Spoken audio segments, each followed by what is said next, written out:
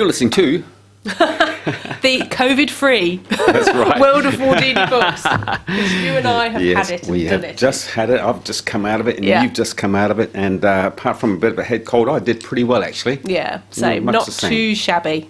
No. Yeah. But like I say, we were having a chat before we came to air, and I just cannot believe how many people out there are so complacent about it and almost skite Yes. about not wearing masks. Yeah, it's not hard, is Get it? your act together, for goodness sake. You do Yeah. a bit for the community. Anyway. Thank you, Ken. Yes, all right. Public service announcement That's right. from Ken Morrison. And we've got 3 fabulous books to look at from the wonderful Lou from Wardini Books in Havelock North and in Napier. Korrora and the Sushi Shop. We're very excited about this book. It's a very Kiwi book, as you can probably tell. It's by Linda Jane Keegan and it's illustrated by Jenny Cooper, and it's just gorgeous. Can you see the little bits of sushi and the O's in the Korrora I'm not thing? a fan of sushi, are you? Yeah, love it. Yeah. Cold rice, no. And that green stuff, what's that green stuff they're up around? Seaweed. Kame. Anyway, this one is about... So, I can't remember exactly where it is. It probably says in the back. Yeah, 2019. Is it that long ago? 2 little blue penguins hid out underneath a sushi shop in Wellington. And I remember being very worried about them because they had to cross to get from the sea to the sushi shop. They had to cross the main road, and I was like, oh my goodness, they're going to get squished. And it's like, I was following this story avidly. But so this is their story. Down in Pornicky one winter night, a little blue penguin popped into sight. Out of the waves and away from the shore was a happy wee Korrora off to explore. And he does, and he crosses the road, and he's like, oh, sushi, that smells great. Tuna and crab meat and salmon. And so he's like, I'm going under here. Yeah. Builds a little nest. And then Winnie comes into work and can hear this like little cheeping. What does she say? A cooing and humming. So maybe that's what Korrora sound like, coming up from underneath the floor. And she's like, who do I call? Who do I... Call up the council, the boss, or the zoo? When he decided to phone the police. So there's a policeman's bottom looking at the little Korrora. And police officers get called to all sorts of things. Because you're like, when you don't know who to call, you call police officers. Right. So tucks the little blue penguin under his arm, takes him back to the seaside. Yeah. Off you go, sweetheart. Splash, splash, splash. Guess what? The next day, brings his girlfriend. Hey, I found this really sweet place to hang. Hot date at the sushi shop. So there they go. And Winnie's like, what are we going to do now? So they phone Doc, and Doc come out and sort it out, and they build them a little nesting box down by the sea. But it actually took a little while to discourage these Korrora from nesting there. So... and then there is a really nice, lovely, happy ending because eventually they have some chicks. Oh, look at that. As well. What a nice book. It's really beautiful. And I read it all the way through out loud to Amy and Kat in the shop today, just because I am that kind of show-off. And the rhymes are perfect. It's just so beautiful. Waddling her way to the sushi shop door, she found a wee gap to squeeze under the floor. Korrora tucked herself in for a rest and transformed the hideaway into her nest. It's got a really beautiful da-da-da-da-da rhythm and rhyme. And of course, the way that you read those sort of books, you're more than halfway there to get someone interested in it anyway, aren't you? Hope so. Absolutely. And, well, it makes it easy when the rhymes are so well written. It's very difficult to get a rhyme right. Yes. And I just think it's perfect. So what an absolutely delightful book and beautiful illustrations. Yeah, it's very well drawn. And then, as Scholastic often does with their books, penguin particulars at the back. So it tells you all about when 2 Korrora really did hide out under a sushi shop in Wellington. Winnie was working at the sushi shop, and Constable Zhu from the New Zealand Police returned the first Korrora to the shore. And then it's got some penguin facts. So, I love it. I love that sort of stuff. Great, isn't it? How many do you give that out of 10? 10 out of 10. 10 out of 10. Bang. Doesn't get better than that. Straight there. Tell us about Cemetery Boys. Cemetery Boys. That's my sort of title. I love it. Great, isn't it? Yeah. So this is a young adult novel by Aidan Thomas, and it's set in Los Angeles. I think it's East LA. And there is this group of people, including these Yadriel and his cousin Maritza, and they live in this community of Bru, which is the men are Brujo. I might be getting this slightly wrong with the pronunciation, and the women are Bruja, and they are basically kind of like witches. Oh, right. And they have a certain kind of magic that they can employ, and they worship Lady Death. So if you think of Mexican Day of the Dead and all that kind Yes. of thing, and all those sort of Latin American cultures have a version, or many of them do have a version of this.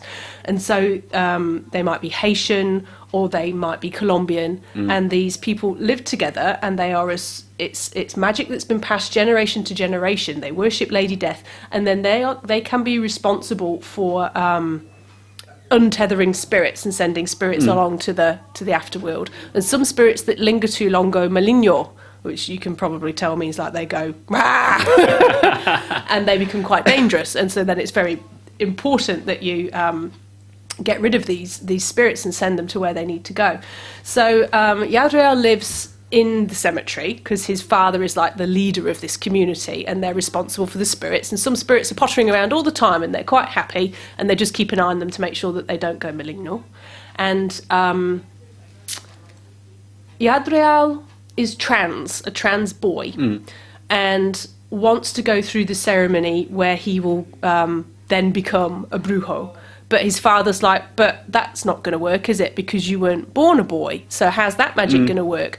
And Yadriel is determined that he's going to prove that it will work because he is male, you know. So there's that going on for Yadriel. And his cousin Maritza is just lovely. She's a real sassy girl. And she's a vegan witch. So they have these like vials of blood, animal blood, which, you know, so sacrifice is a part of it, and performing the magic, and but she won't do it. She won't use her witchy powers because she's not prepared to use the animal blood. She's no compunction using a human's blood, I don't think. So these things are going on. Now, these people feel when a member of their community has died or something's happened, and they get this absolutely crippling pain. And it turns out that another of their cousins has died, and they cannot find the body. The community cannot find the body, and it's just awful because if they can't find the body, they don't know if he's going on to the afterlife. They don't know if they'll see him at the Day of the Dead, where you get your dead people back for 2 days, and they get to hang out with you, the spirits and stuff. So that's going on. They try to do this ceremony to summon the cousin, and they get this completely random spirit who's not that random. It's a kid from their school, and they're like, what's going on? How come he's dead? Julian Diaz is dead, and he's now back as a stroppy spirit. All right. So he's like the wide boy at school, you know, that was always sort of causing trouble, and there's sort of gang connections maybe. There's all these rumours swirling about Diaz. Guess what, Ken? There's going to be a love story because Julian's gay. Oh, right. And so there's this beautiful little, like, oh my God, I'm falling for a spirit, stop it, is what Yadriel's going through his mind. But he's also got to try and save Julian, prove himself to his family, and find out what's happened to the other cousin. And there's all sorts of stuff going on, and it's exciting all the way through. Sounds like there's a lot of side stories. I mean, is it a supernatural book? Is it spiritual, or is it a horror book? It's more supernatural. I mean, there are elements of horror because clearly something's going on. Why is Julian in the spirit world? Why is the other cousin, whose name escapes me, I want to call him Marco. Hang on, I'll find out. It doesn't really matter, does it? You know, what's going on there? That's all a bit weird. But it's mostly this really cool, you know, if it was true, it'd be so cool if you could have your loved ones back for a couple of days a year. Yeah, so it's just beautiful. Appealing only to teenagers, or might an adult like yourself pick up and say, wow, that's a great read? Yeah, I'll be 50 in August, and I thought it was great. Yeah, so I think it's got a lot of potential. And Aidan Thomas has got another couple of young adult books out, and another one coming, and I think that's going to be definitely a name that's going to go... Are the other books part of a theme? I think the trans thing might be a theme, but I don't know yet because I haven't read the other ones. No, okay. Yeah, Well, I know there's a trans character in another of their books. Yeah. Tell us about Eddy. Oh, this is lovely. You've heard of Kate de Goldie, beloved New Zealand author, and so this book is one of those that defies being put into a box, you know, because people say Kate de Goldie is a children's writer. I would prefer to say Kate de Goldie is a writer and writes stories for people. So Eddy, this is set in Christchurch, and it's post-earthquake, and Christchurch is ruined.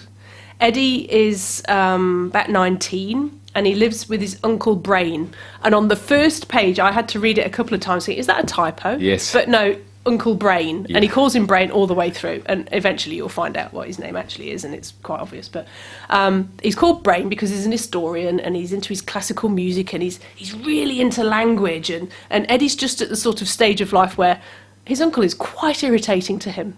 But he's also, Eddy is kind of this old soul. He's gone to a Catholic school. He's sung in the choir. He's got this lovely friend called Toss. It's Thos, and I'm pronouncing it Toss.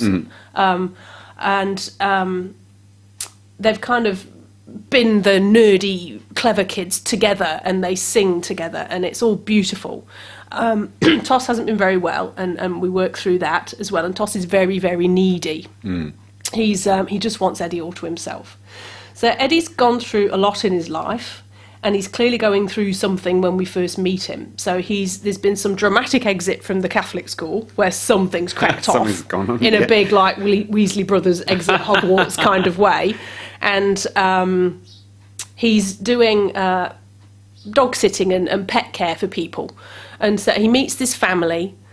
This lady wants him to go and do the dog walking. Please, can you look after the dogs? But then it's like, please, could you just hang out with the kids for a bit, and please, could you just do this? Because she's a single mother and she's not coping at all, and she's kind of neglecting the kids, but not in any willful way. She's just having a terrible time.